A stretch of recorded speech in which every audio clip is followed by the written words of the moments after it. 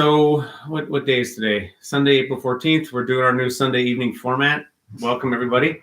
This is the best for me. I was just at a bar with Sarah, had a beer, had some buffalo chicken wings, and I'm like feeling pretty good, writing my democracy, the future of mental health, the democratization of mental health piece I'm working on, all about this, basically teaching meditation, everybody how to guide meditation.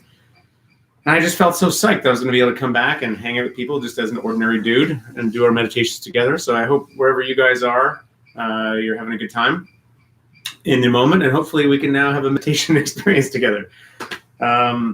So in the thing for today, I think the little promo bit was about what is a practice. And that's something I'm really, really interested in. It's sort of like my personal mission is very much around helping people understand that the basics of practice, the basis of what meditation is and how it works is equals the same as the basis of how any practice works. And that every human being needs to get this, needs to understand this. So we think we're doing this activity, we're coming here, we're going to close our eyes, we're going to meditate like it's the meditation that's doing it. But it's the thing we're doing in meditation, the skills that we're building, that's what makes the meditation healing. And those skills exist in other things. They exist in movement practices. They exist in the way we relate to each other and the way we walk down the street. So I know you guys probably all know this because I go on with this a lot, but I'm just thinking about it today, and I want to make it extra explicit in this meditation. So I'm going to lead a typical general practice that I do, which is just sort of about helping anybody find a kind of comfortable place for them. So that may be more of an open awareness thing. It may be more of a concentrated thing, like you're concentrating on your breath or on sounds. Hold on one second. That's really loud. I'm talking to Sarah. We have this. Can you guys hear that? There's like this giant machine. What is that machine? Washing machine. We have a machine going on in the back. Is it okay, sweetie? Okay. She's gonna turn that machine off. So basically, you'll find it'll be an option to just find what works for you. But I'm going to really thread through an emphasis of the skills that you're doing that make a difference, and that'll make a difference in the rest of your life. The skills that you're doing that you could teach anybody how to build more of that skill. The skills that you're doing that can be found in all these other domains of human life. So those skills are the simple act of commitment itself, which is the concentration, of being able to choose something to pay attention to, or even if it's just an open awareness, and staying with your choice. So that's kind of samurai holding with, which we learn how to do in a soft way, not an obsessive way. So there's that fundamental skill, which is so deliberate and beautiful, and it leads to this kind of appreciation for simplicity, for doing things well. It's like, I'm going to just plane this piece of wood, and I'm going to do it with concentration and care, and that is just, there's something that just organizes happiness around that principle. And then the next principle is the principle of just awareness. Can I just be aware of what's going on? I'm not checking out. You can do practices that are like, okay, you get absorbed and you just disappear. With this one, I'm saying, try to stay aware. Try to stay present. Because the more awareness is on and present, the more awareness acts like a solvent and starts to like, basically, it begins to see all the things that are happening in your experience and help you work through them. It's the sanity piece where you get more and more clear about what's really going on instead of just the unconscious bits. Instead of being unconscious about bits. And then there's the equanimity piece, which is this primo skill of being okay with existing in this moment, of just being chill with how the actual conditions of the moment are.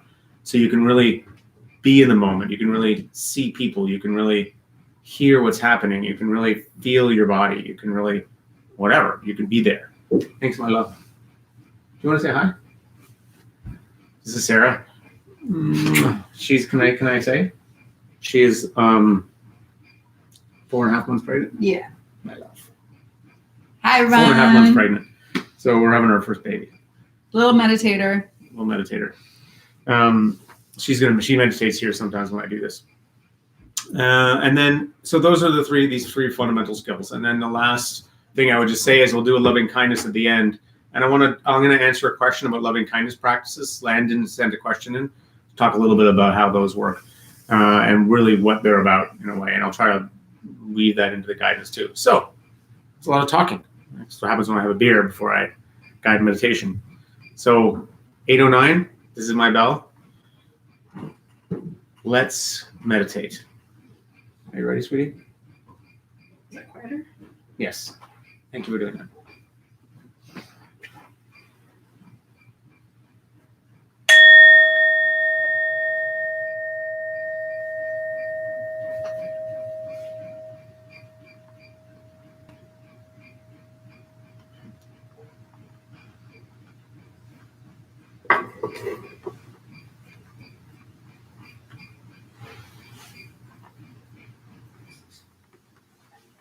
Okay.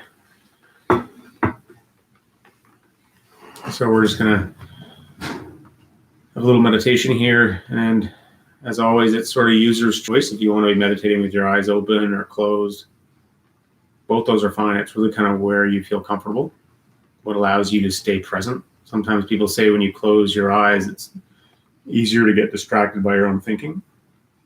And that's why a lot of traditions have the eyes open.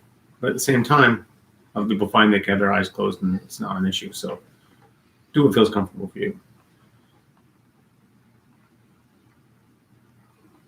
All the following instructions, the guidance, it's just suggestions.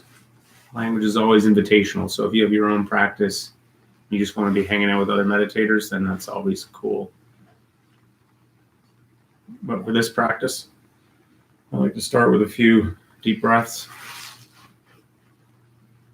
Stretching up the spine on the inhale.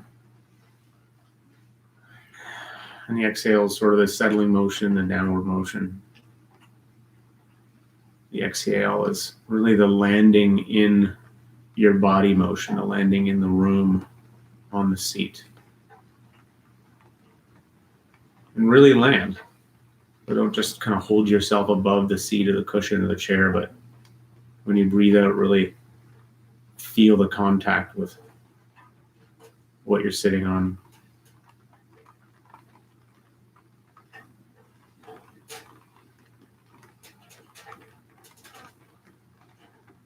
So our first skill here, which is the fundamental skill meditation builds, is the skill of equanimity.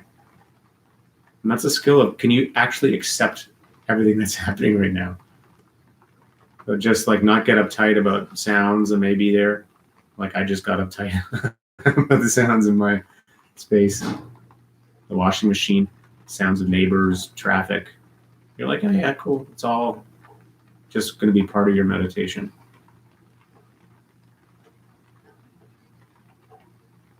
And similarly, you're going to have this, it's the welcome to the party attitude. Whatever you got going on in your body right now, maybe you have physical pain or you're hungry or maybe you're feeling emotional. You're not going to try to quash any part of that. It's like, cool. It's all allowed to be there. You don't have to pay attention to it, but it can be there.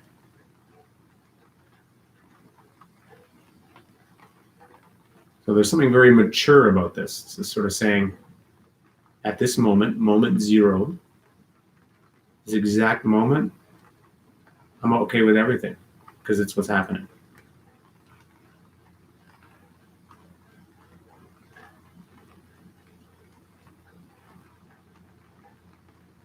So some people like to meditate right from here.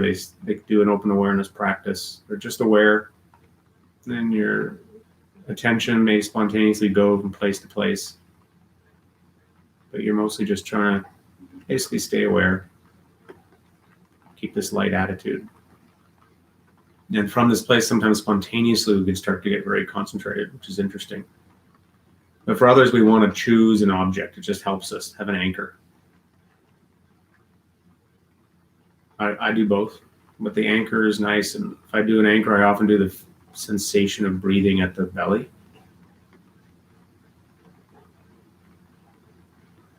Especially the inhale, the way the inhale kind of opens up the deep pelvis area, the pelvic floor.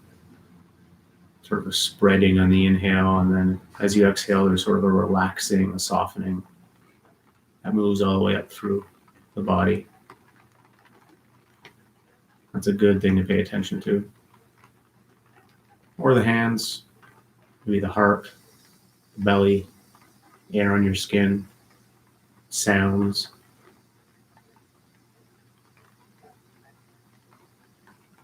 So the one thing I'd encourage here is, if you're going to go the deliberate concentration route and choose something to pay attention to, do the experiment of choosing one thing and trying to stay with it.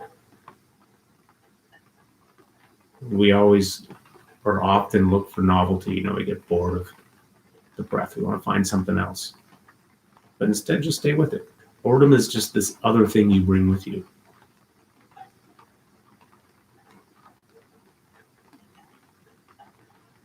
So do this now. Choose an object, or if you're in open awareness, choose awareness. And see what happens when you commit to noticing the subtlest parts of this experience. And I'll come back in shortly.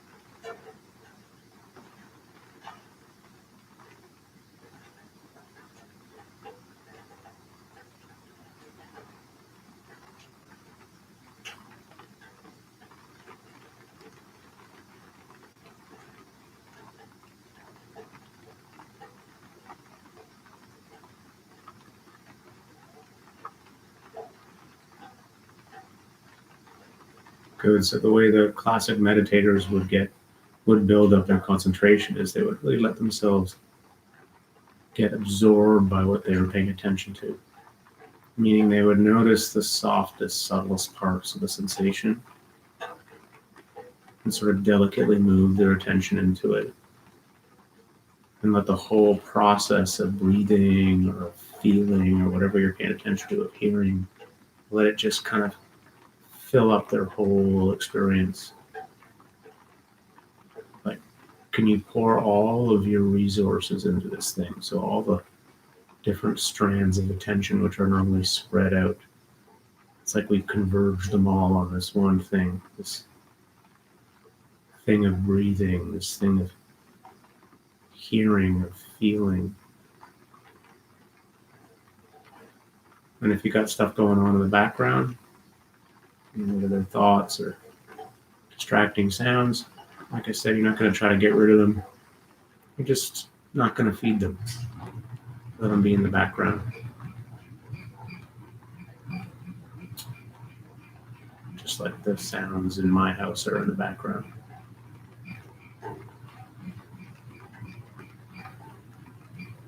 Sounds of the rain or the washing machine.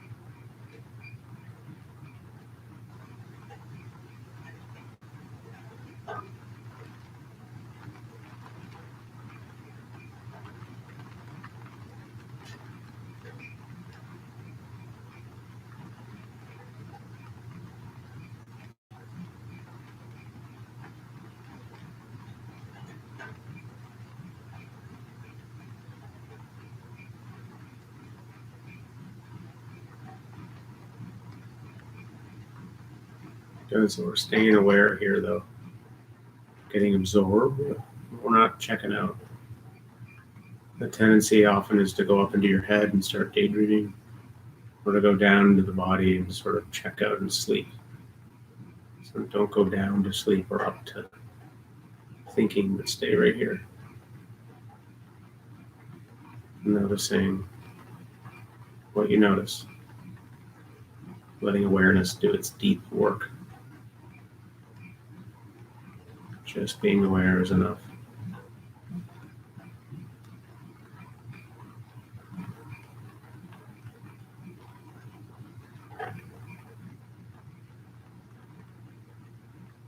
And one of the subtle things we can start to pay attention to maybe is any quality of quiet or stillness or spaciousness in our experience. That can become its own meditation object. Maybe you can notice that where thoughts come up, when there's no thoughts there, there's silence. Or that even behind the breath or behind any feeling, there may be a quality of stillness.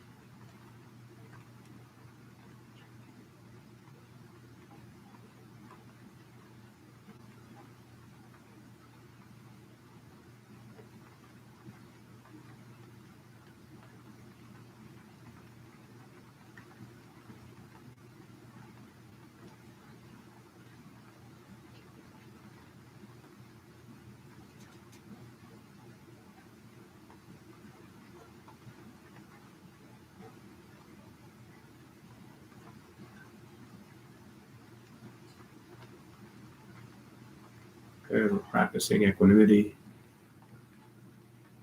allowing everything just to be here, practicing concentration, practicing clear awareness.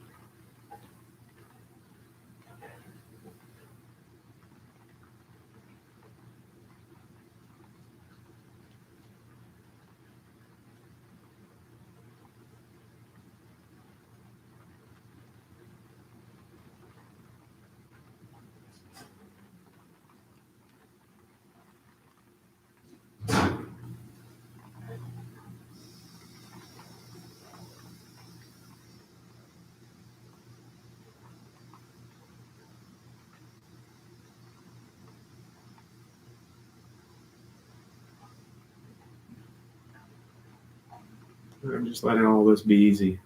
Meditation is also the practice of simplicity, appreciating simplicity, just patiently being with our experience, enjoying the quiet.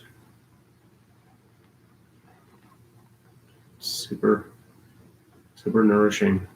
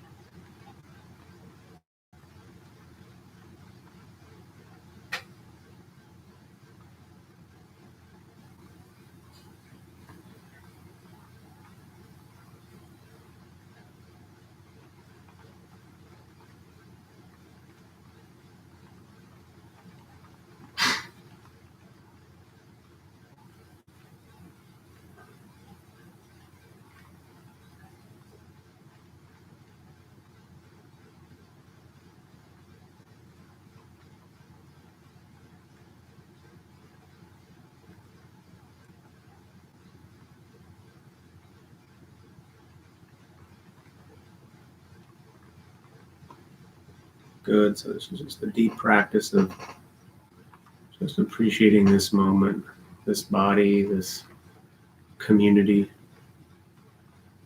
this simple practice, just breathing or listening and being. Just this stance is so good for us. So we'll finish with a little loving kindness practice, like the cherry on top. all through the practice, you can be deliberately cultivating a kind of affability, friendly, affable quality, just as a default way to be in the world is pretty good. And we really practice this at the end here. And loving kindness practices they're not about creating a particular emotional effect. They're about this very mature intention to want the best for someone. And it's really, I think that it's almost like a perspective practice. It's like understanding that, part of being a human being means everybody hurts, everybody goes through hard times. Finding empathy and understanding in that, finding kind of common cause, and this fellow feeling part of loving kindness practices is what makes them so powerful. So we'll do the classic progression here where first you picture somebody that you know well, someone you find easy to like friend or family or a kid or an animal. And you just picture them. Maybe you picture them all psyched, they're happy or they're laughing, barking. And you just sort of repeat a phrase that works for you, like, may you be well. Maybe it's, the classic one is may you be happy, may you be healthy, may you know peace,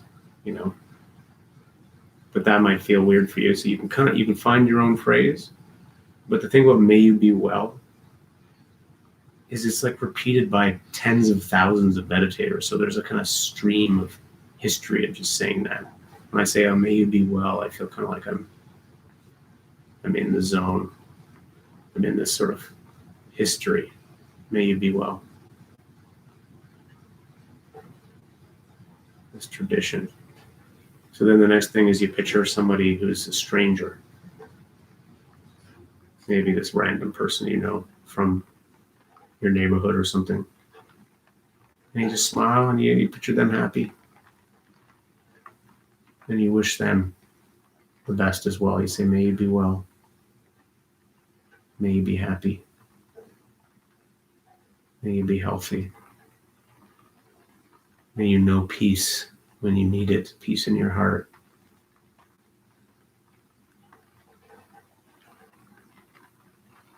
Sending out that intention. And then we choose the hard person, challenging person. So, this is where the fellow humanity thing comes in. Their product of their conditioning, got their own challenges, hardships. It's like you're kind of acknowledging that this person has hard times too. So it's somebody maybe that just gets on your nerves. And you just think, okay, you too. May you be well. May you be happy and healthy and know peace. May you feel this peacefulness or sense of belonging.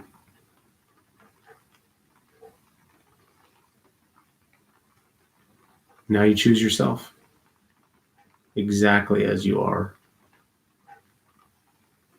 May I be safe. May I be happy, healthy. May I be well. May I know peace. Can you actually sincerely connect to that intention for yourself? A lot of us we recoil, as it seems hard to do, or we just can't connect. It's okay. It's just the intention. Like everybody else, hard times can happen here. May I be well.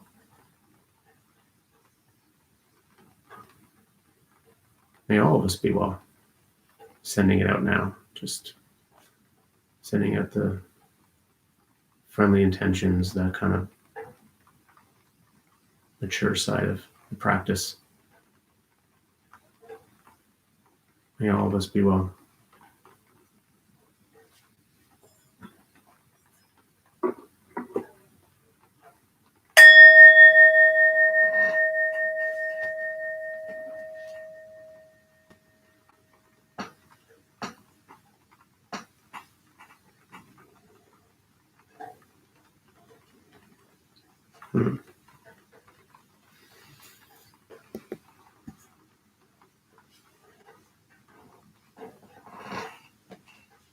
Nice. right, guys, thanks for meditating with me. So one of the bonuses of doing my computer here is I can actually see comments. If you got a question about meditation, I'm going to answer one question now. Thanks for sitting with me. This is so cool. I just love this. It's just the randomness of it. All you guys coming in from all around makes me feel close to you. It's not me doing anything. It's us doing it. That's the thing. We get together, we have this intention, we sit together, we feel connected. It's not, no one person's doing that. The group is doing it. Okay, question. What's the bell for? What's the tradition there? This bell is just to mark the end of practice. This was given to me as a gift. A friend of mine, Indian friend of mine, gave it to me. So it's got a little Buddha in it. So I'm assuming it's probably like a Tibetan Buddhist thing. I'm not sure, but it's just to mark the beginning and ending of the practice, and it means a lot to me because my friend gave it to me, and I love my friend. The bigger question is, what's the tradition here? That's a great question. My teacher is Buddhist. My original teacher, Shinzen Young, so he's a sort of polyglot Buddhist, meaning he trained within 3 different main traditions of Buddhism, within the Vajrayana tradition, within the Zen tradition, and within the Hinayana, the Theravada tradition. And he kind of just took it all and created his own techniques based on that understanding. And I'm sort of come from that. It's like I'm super inspired by Buddhism, but I am really interested in what is universal in all practices. And Buddhism, the skills that I teach aren't discovered by Buddhism. They don't belong to anybody. They belong to humanity. They're there in pretty much every tradition. So I'm really trying to have that ecumenical perspective and emphasize that skill building side. But I do feel connected to a kind of lineage of a Buddhist lineage, even though I don't consider myself Buddhist. I think that they're pretty awesome. So that's that question. Okay, so there's another question here. Someone asked me about Landon. Hey, Landon, I don't know if you're here, but you asked me about nurture positivity. And you said, do you recommend having some phrases at the ready to work with? Or do you allow them to kind of bubble up in response to the moment and use it? She says, I can get lost coming up with phrases, and it can be kind of confusing and distracting. And she's just wondering if that's just the usual, that it just takes a while to get used to that, or if there's some way to manage that more smoothly. That's a good question. Hey, Landon. You can type in anything there if I screwed up that question, but that's what you wrote in, a version of that. I kind of paraphrased it. So what I would say is, so on the one hand, what is a loving kindness practice? I kind of described it when I did the guidance. It's really about an intention you're basically stoking this fellow feeling quality. It's an intention to want the best for people. And the real practice of loving kindness is it's a very mature practice of having a big enough perspective to understand that everyone goes through hard times, that suffering is this sort of universal thing. When you think you're suffering alone, you're alone. In fact, there's a research that talks about this. I was just reading it. This German researcher was looking at what created resilience among people who survived trauma. And what they found was that one of the single most defining factor, if you thought and this is often people in collective experiences of trauma too, if you thought you were suffering alone, those people tended to go downhill. If you understood your suffering as part of a larger, that you were not doing it alone, that other people were also suffering, those people tended to get better. Super interesting. What that says to me is that this practice here is about practicing connectivity. So practicing understanding our common humanity and having that broad perspective. And that's what's going to make you feel less alone in this life, is having that common humanity thing going on. So at the end when we do a meta practice, that's what I'm trying to plug into. It's just the intention of going, oh yeah, even this jerk who I really don't like is part of this larger story and has their own stuff. And insofar as I can have a stance of basic kind of friendliness, or I just give people the benefit of the doubt in my life as a default, then my interactions with people are going to just go better. And that seems to be true. And so this is a place where you deliberately practice that, and you just use the phrases that are going to like help you connect to that. So maybe it's not, may you be well, maybe happy. Maybe it's like, oh yeah, you're in it. We're all in this together. Or maybe it's, I feel for you, or you can try to find the practice, the line that lands with you, but it's okay if you don't quite find the right line, because it can also be a fake it till you make it thing. Like when I say, may you be well, I used to find that awkward, but now I just think about all the people saying that phrase, like the tradition of saying, may you be well, like, or just this lineage of like thousands and tens of thousands of people repeating that phrase. And I think, yeah, that's part of that common humanity thing. So I don't get so caught up in the question, in the actual phrase anymore. I just am more connecting to that intention. Or another one is, thank you, I love you. Thank you. I do that one a lot. Breathe in, thank you. Breathe out, I love you. Or just thank you. Thank you. Thank you for being human. Thanks for being in this with me. So do a little bit of experiment. Hopefully that helped Landon, but you can do the experiment, play with a few. But again, what matters is really connecting to that bigger spirit, which by the way is the big picture that a practice connects us to. More and more this sense of connecting to the whole, of being part of this larger story. When you can get out of your own narrow thing, you start to feel a lot more happy. Basically, happiness is getting over yourself. All right, that's the question. I don't know if I had any others here. That was the one I had planned. If you guys got something related to that, happy to say a few more words. Otherwise, yeah, we just did our practice together. It's cool. It's really fun being part of this community. I can see that my friend Lily's here. She's going to chop the top off this, put this back up, so you'll be able to listen to this anytime, or any of the other ones. If you know anyone else who wants to meditate with us, they're welcome to join us. That's good with me. I'm going to go watch some. What are we going to watch? We're going to watch this One Strange Rock. Yeah, what's it called? One Strange Rock. We're going to watch One Strange Rock, which is this thing on Netflix about Earth. It's totally bananas. Good night, guys. Subscribe. Yeah.